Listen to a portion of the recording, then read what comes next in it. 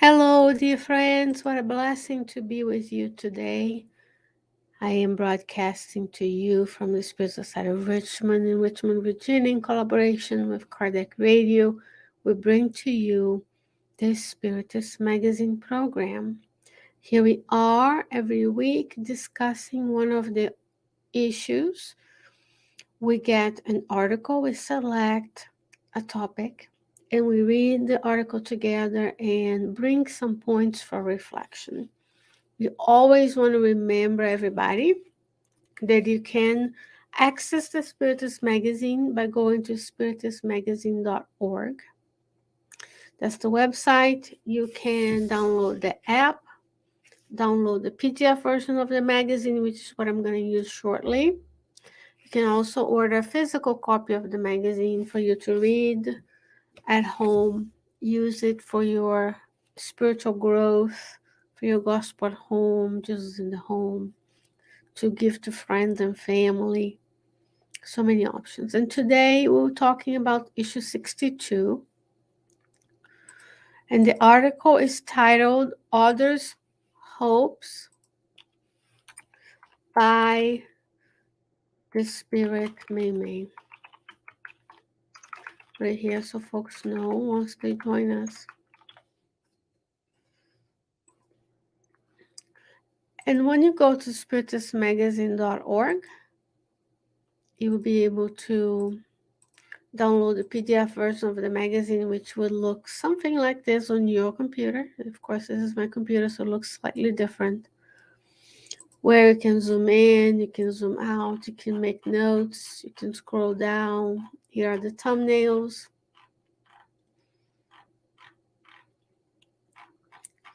And that's the article we're going to be talking about today. Others' Hopes by the Spirit MeiMei. What a blessing to be with you, and I hope this is very enjoyable. I hope that you can learn as much as I do when we talk about these topics, and we'll see what MeiMei has for you and I today. Right. We always want to bring the teachings of Spiritism to our daily lives and improve each and every way.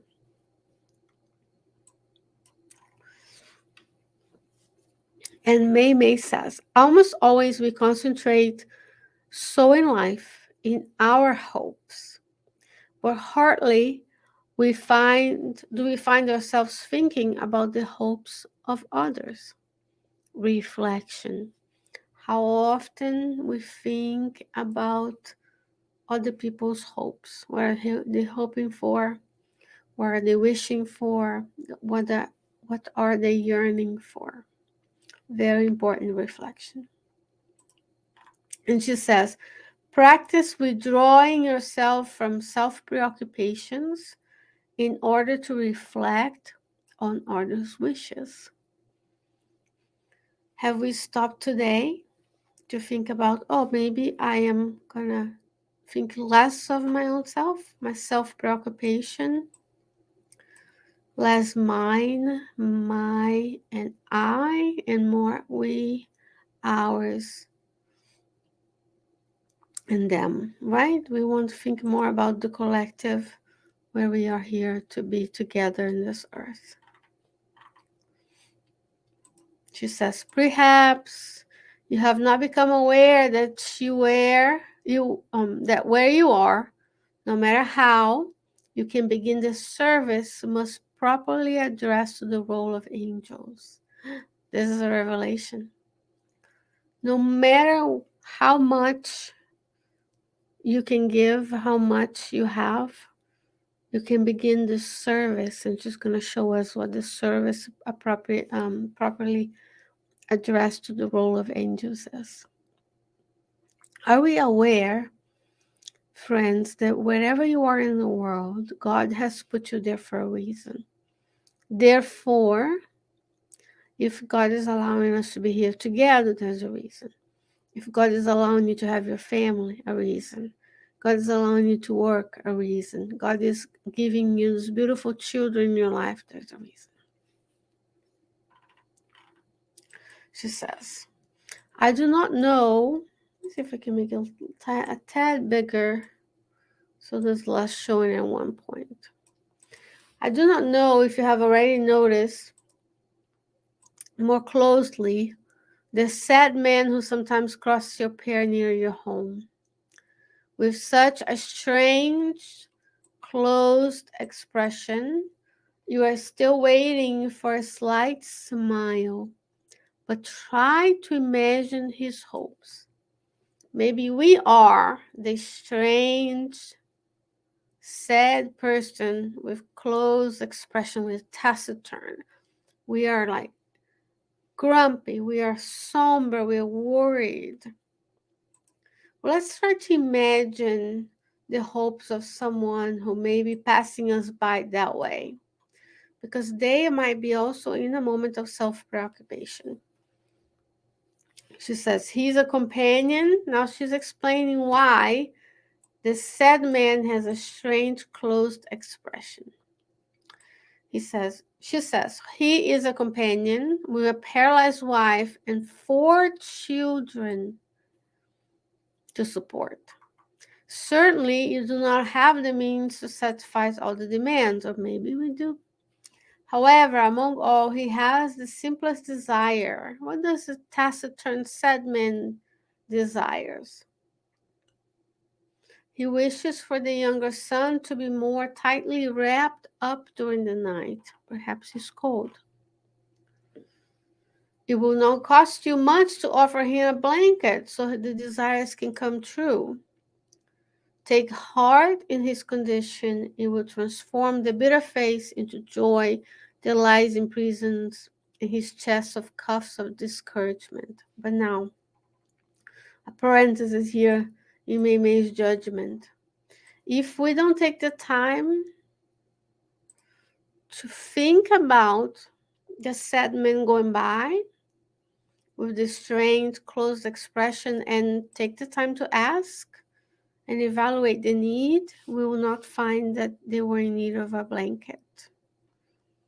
We may even assume, oh, they're grumpy, they don't like me. Because remember, we are in the world, and a lot of us, the majority of incarnates, are still in the self-preoccupation mode. Now she's going to give us another example of how we can leave our self-preoccupation in order to help others. She says, perhaps you ignore that woman of an unpleasant presence that expresses herself through offensive language, but she's nothing more than asking for ingrained observation. What happened to this one? She was abandoned by her companion who left her with 2 defenseless little ones. Still happening on the earth today. On top of not having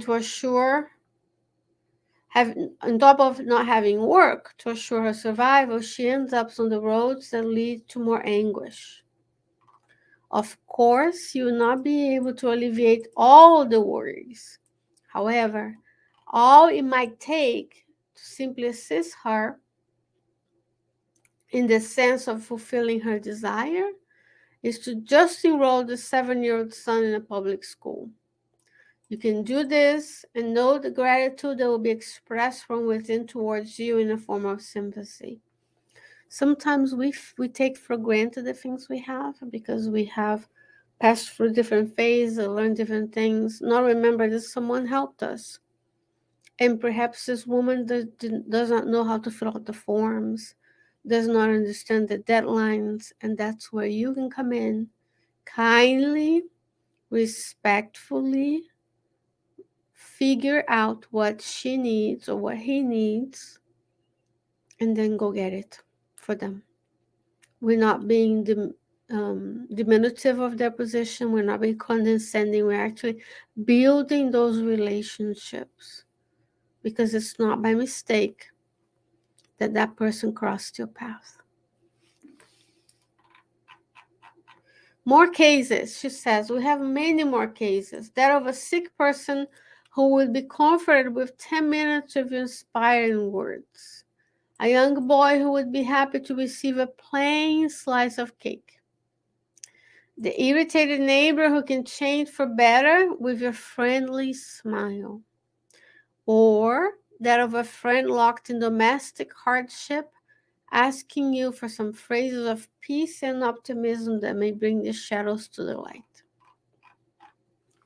These are all examples of things that are still happening today around us. And if we stopped being connected through these devices and we start connecting with one another, through reaching out, through going through, helping others, then we will know what the need is. She says, let us learn how to stay out of our own worries, to understand the hopes of others and mitigate them when you can. Then you'll be serving in the mission of the angels, finding your own happiness. For every individual who you decide to offer specks of help will make you a luminous piece in the presence of God. Surprisingly, right? We think sometimes we are told, we think, we construct this in our minds that we have, there's not, I'm not enough, I don't have enough, or what I have, it's not a lot, so why would I give? But she's saying here, for every individual who you offer specks of help, sometimes it's a smile, sometimes it's a word, sometimes it's a good morning, sometimes it's moving the trash can from the neighbor back, sometimes it's giving the blanket, feeding the homeless. In our case in Richmond, we go to assisted living to help with our Spiritist centers. So the specks of help, the little things that we can just freely give, can make us this luminous piece of the presence of God. Because the spirits tell us what? What do they tell us? They tell us that we, the superior spirits and Jesus, work all the time. God is still working today. And we came here to work, and work is a useful activity. So when we take that moment to stop thinking about my family, my things, my house, my activities, my core memories, to think of others who have less, the society would be much different. Of course, we have to take care of ourselves. But if we only do that through the 80 years, if you're lucky to have 80 years of life on the earth, then we'll have progressed very little in our lives. And that's why the new generation needs to understand that while precious, they're not the center of the universe. We need to teach them there are others who need help. There are others who they can help. So they also feel purpose in being here.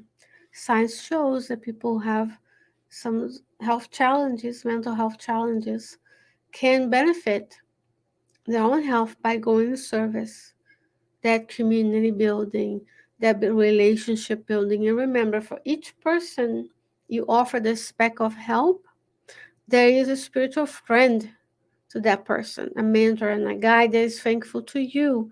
Now you're building the relationship with the other realm.